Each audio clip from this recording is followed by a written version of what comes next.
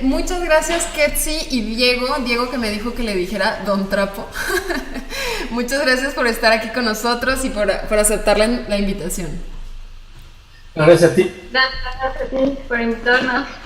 Qué gusto. Oigan, pues cuéntenme, la verdad es que su proyecto fue uno de los que más me llamó la atención porque ustedes están en Holanda, son 5 socios, si no me equivoco, y entiendo que todos trabajan de algo diferente y pusieron este negocio por amor, ¿no? Cuéntenme un poco acerca de esto, por favor. Bueno, mi mayor motivación cuando decidimos hacer esto fue por amor y también porque extrañaba los tacos. Yo en México comía muchísimos tacos, me encanta el pozole. Entonces, sí, cuando Diego Trapo, el que está en la llamada, fue uno de los primeros que empezó a mover la idea porque vio que estaban vendiendo una máquina de tortillas y fue que nos llamó a su casa. Nos teníamos, ¿cuánto de conocernos? Menos de un año. No. ¿Cuánto teníamos de conocernos, Diego? Nos conocíamos ya desde hace más de un año. ¿Sí? Todo comenzó en esa reunión en relación al restaurante, pero llevábamos de conocernos como año y medio, porque fue en diciembre. Fue en diciembre y nosotros nos conocimos en tu cumpleaños del año anterior.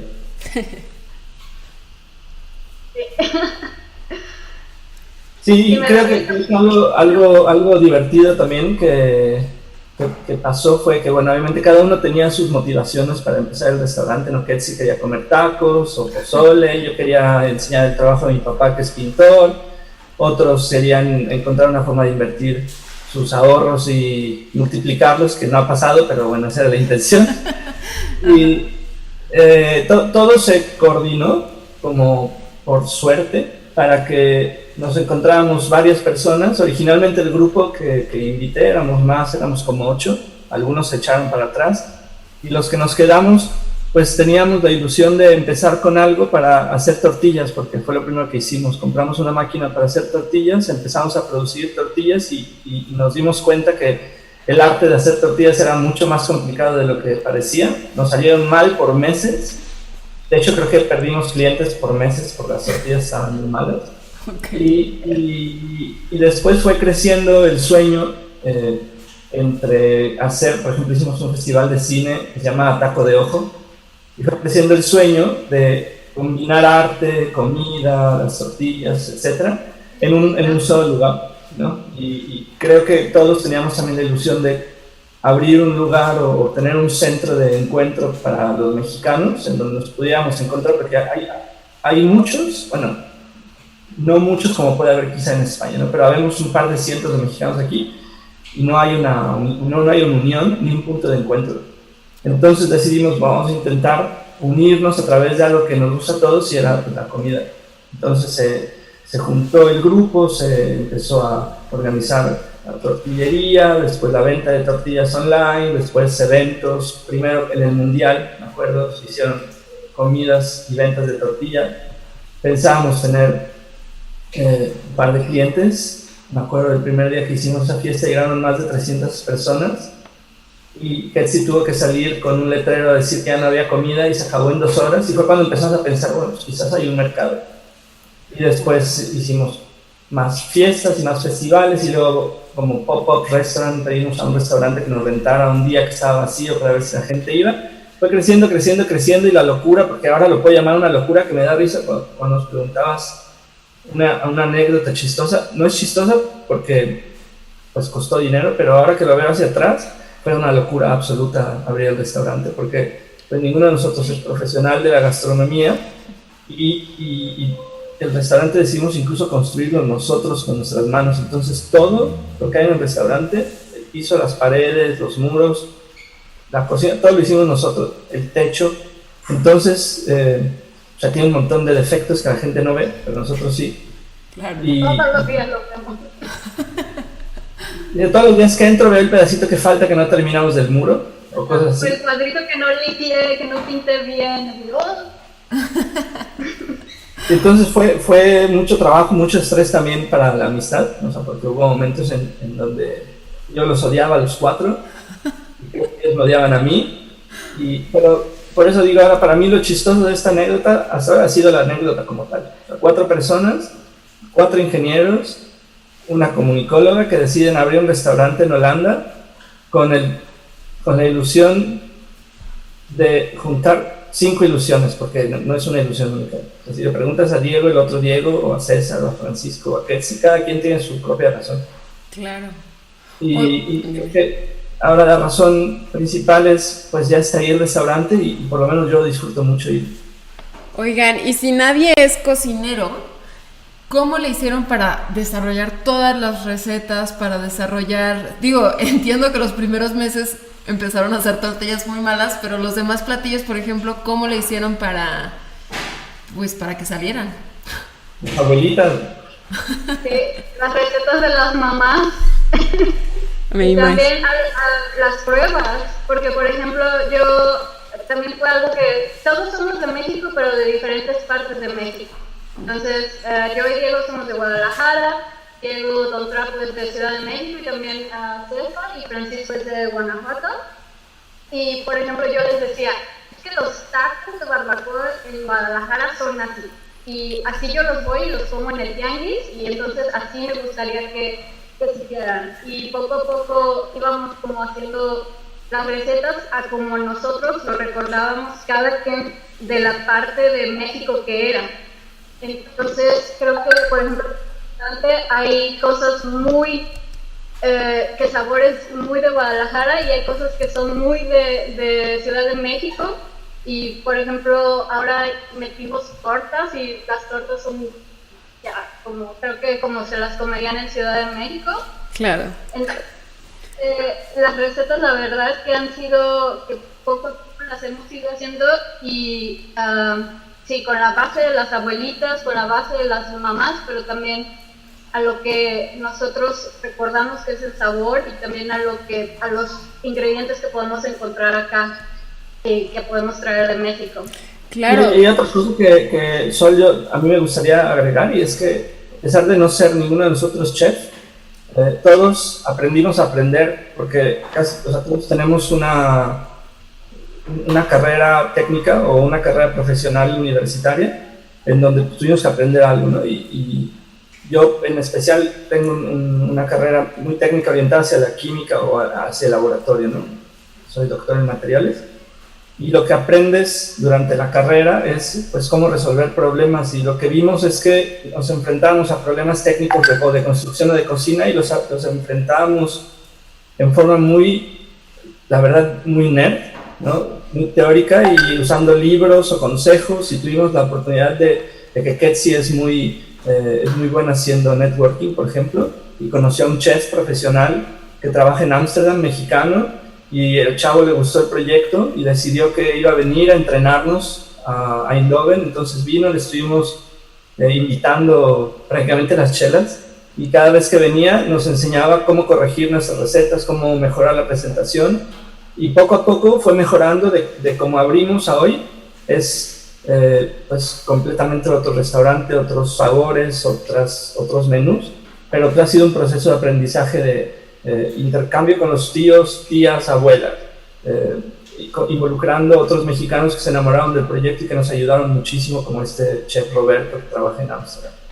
Libros que compramos de cocina, cómo hacer tacos, cómo hacer cochinita, cómo hacer barbacoa, y luego obviamente involucrando a alguien que ya había trabajado en una cocina mexicana en Italia, que es ahorita quien trabaja como chef, que ya tenía por lo menos la experiencia no de los sabores, pero de cómo manejar el equipo de cocina industrial, ¿no? Digamos, profesional, claro, que no es lo mismo que cocinar en la casa. De hecho, una experiencia que me recuerdo con mucha alegría es cuando decidimos hacer el primer evento y supimos que iba a haber mucha gente.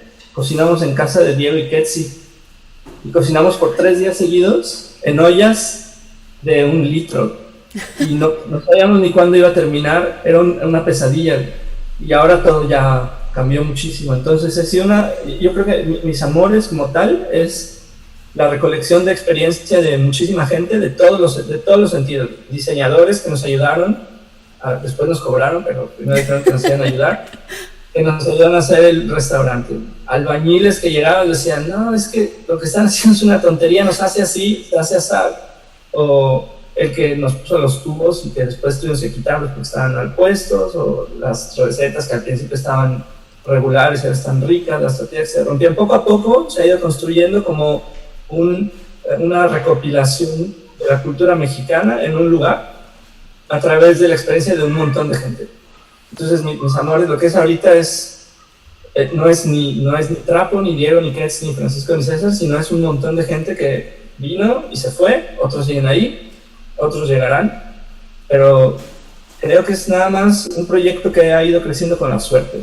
Me encanta, en verdad se me hace padrísimo todo esto que nos cuenta, que además es habla de muchísima comunidad, ¿no? Muchísimo amor por este proyecto y se me hace padrísimo. ¿Cómo le hicieron por ejemplo, para obtener ingredientes que se parecieran lo más posible a lo que es nuestros ingredientes mexicanos? ¿Importan algo? Sí, creo que eso es lo más difícil, porque la constancia del sabor depende mucho de los proveedores, ¿no? Entonces, por ejemplo, esa es una salsa, a veces pica, a veces no, y eso es porque pues las fuentes de materiales que estuvimos usando al principio, de chiles, dependían mucho de cuántas veces íbamos a México. Entonces nos traíamos kilos de chiles, y los traía yo, los traía Ketsi, a veces eran comprados en Guadalajara, a veces en el DF, pues cambiaba mucho el sabor. Y últimamente, como parte del proceso de profesionalización, pues ya tenemos contacto con proveedores a nivel europeo, que pues son varias empresas, son 3 empresas que importan de México a través de pues el puerto de unos en Inglaterra, otros en Rotterdam, aquí en Holanda, y que distribuyen tanto de mayoreo como menudeo por internet, y a los que les compramos pues desde la harina hasta los chiles, y la carne, obviamente usamos carne local, tratamos de mantener los sabores lo más parecido a México, pero no todo lo puede traer de México. Claro. Y algo que nos sorprendió muchísimo es, por ejemplo, al principio usábamos una marca de harina, no creo que se puedan decir marcas, pero bueno, una marca de harina famosa en México.